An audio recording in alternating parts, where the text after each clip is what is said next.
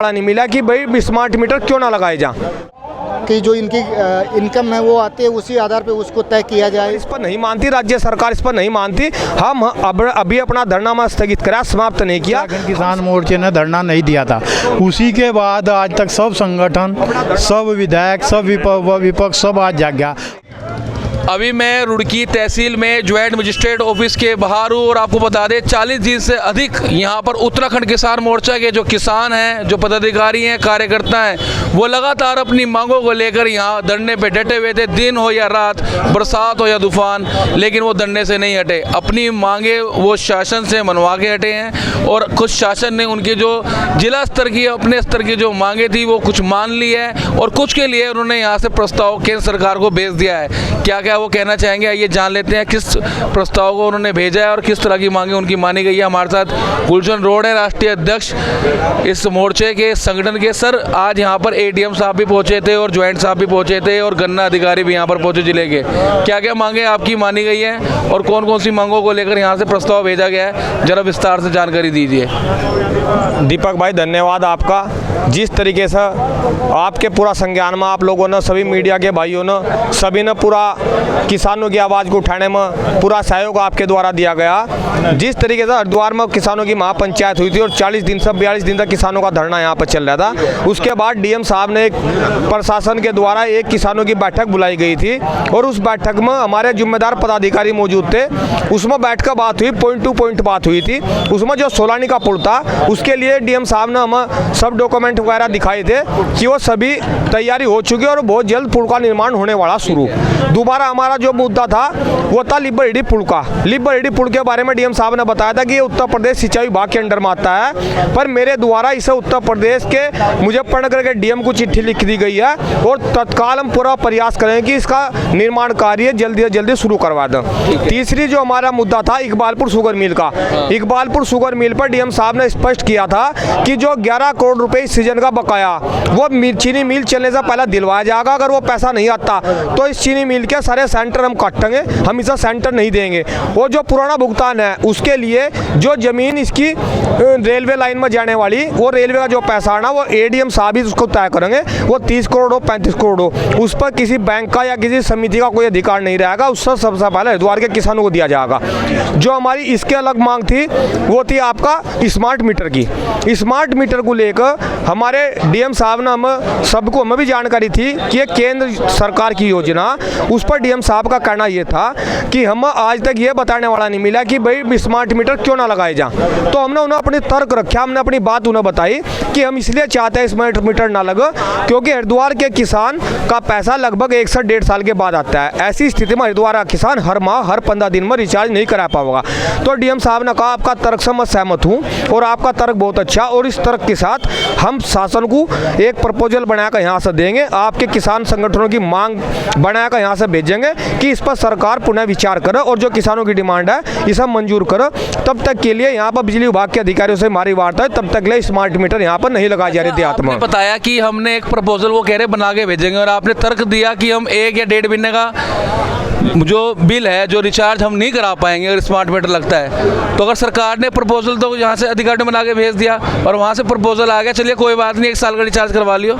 नहीं, देखो जो पहली व्यवस्था हमारी डिमांड, हमारी मांग यही है। जो हमारी पहली व्यवस्था, जिस तरीके से किसान अपना गन्ना बेचकर फरवरी मार्च में बिजली का भुगतान कर दिया करता था, मैं ब्याज के कर दिया करता था, हम पुरानी व्यवस्था की मांग सरकार से कर रहे कि हमारी पुरानी व्यवस्था को सरकार लागू रखे और केंद्र सरकार अगर इस पर नहीं मानती, राज्य सरकार इस पर नहीं मानती, हम अभी अपना धरना में स्थगित करा, समाप्त नहीं किया। हम सरकार का इंतजार करेंगे, प्रशासन का इंतजार करेंगे कि क्या सरकार के द्वारा इस पर मानना जाए, नहीं माना जाता। अगर नहीं मानना जाएगा तो स्मार्ट मीटर ऐसा नहीं है कि रुड़की में लगाने के बाद हमारे घरों को सबको कंट्रोल कर लगा। स्मार्ट मीटर के लिए बिजली विभाग को गाँव-गाँव जाना पड़ेगा। हम गाँव देहात में स्मार्ट मीटर लगाने वालों को किसी सूरत में घुसने नहीं देंगे। कानून व्यवस्था अगर प्रभावित होगी वह जिम्मेदारी यहाँ के प्रशासन, यहाँ की सरकार की होगी। मतलब मान लो आप किसान किसान जो है वो गांव में रहे, क्षेत्र में किसान यहाँ नहीं रहते, यहाँ भी तो किसान रह रहे जो अपने गांव में जाते होंगे।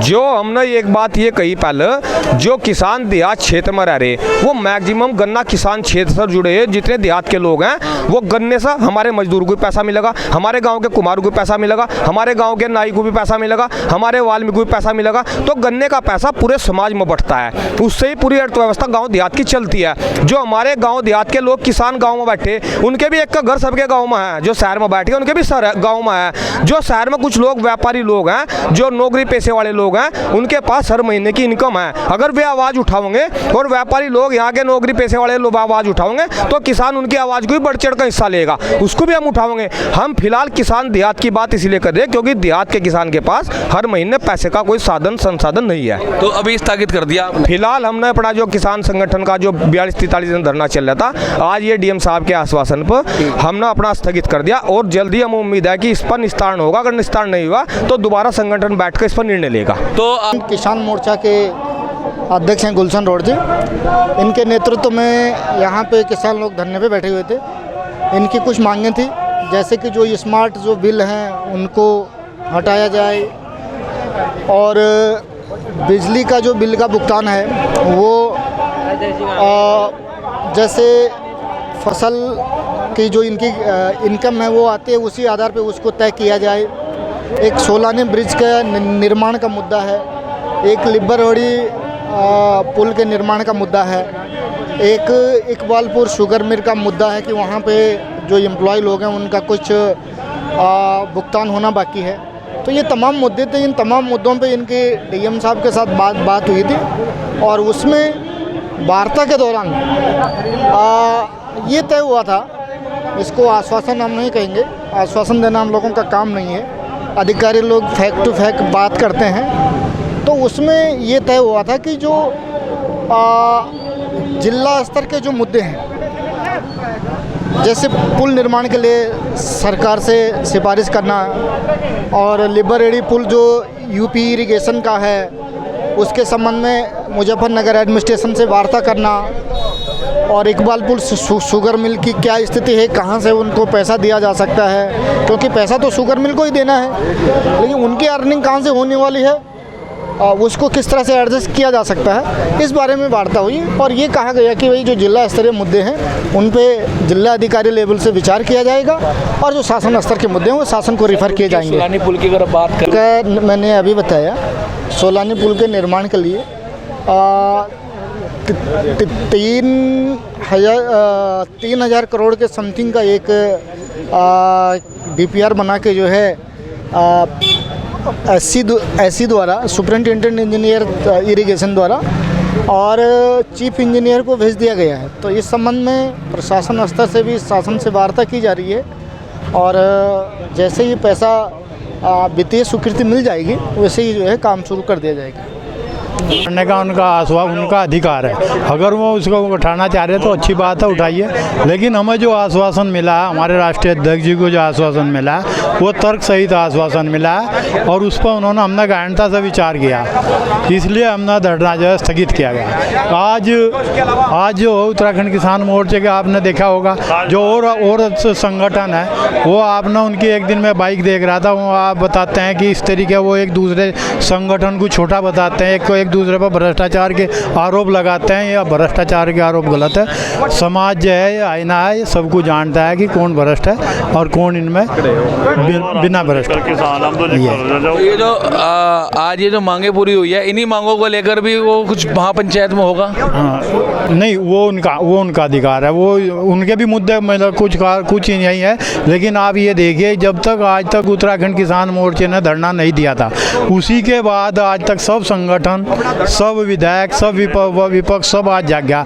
आज ये पोजीशन आ गई थी कि यहाँ SDM कार्यालय पर लोग धरना ढूंढने की जगह ढूंढते फिर रहे थे कि इन्हें पहले नहीं मालूम था कि ये मुद्दे जो हैं हरिद्वार में, ये मुद्दे जो हैं ज्वलनशील मुद्दे हैं, इन पर कोई विचार नहीं कर रहा। हमने तो पूछा कई संगठनों से, लेकिन बोल रहे भाई किसान एक है और किसान अपनी अपनी मांगों को लेकर अलग अलग जगह धरने दे रहा है, क्योंकि सरकार को जगाना है हमें, अलग अलग जगह बिजली हो, प्रशासन का ऑफिस हो, यहाँ पे है, तो उसमें धरने की जगह ढूंढने कहाँ से बात आ गई? नहीं, धरने जुड़ने की जगह ये देखो कि अगर आप ना हमारे यहाँ उत्तराखंड किसान मोर्चे का 41 दिन से धरना चल रहा था, तभी तुरंत यहाँ किसान ने उसका कांग्रेस को भी याद आ गई, उन्होंने भी तुरंत एक दिन का धरना SDM कार्यालय के बाद अनिश्चितकालीन धरना करके गए थे, 2 दिन में उठा के क्या गलत प्रशासन, ये जो प्रशासन के ऑफिस में किसानों के पास आके बैठ गए थे, जो कांग्रेस ने मुद्दे उठाए, क्या गलत थे क्या वो? गलत नहीं, सही थे। तो वो अगर बैठ गए तो गलत थोड़ी? नहीं, गलत नहीं बैठे नहीं, उन्होंने पहले भी तो देखना चाहिए था। ये जब उनके बाहर धरना दिया गया, आज उनके बाहर जो उनके विधायकों के बाहर धरना दिया गया,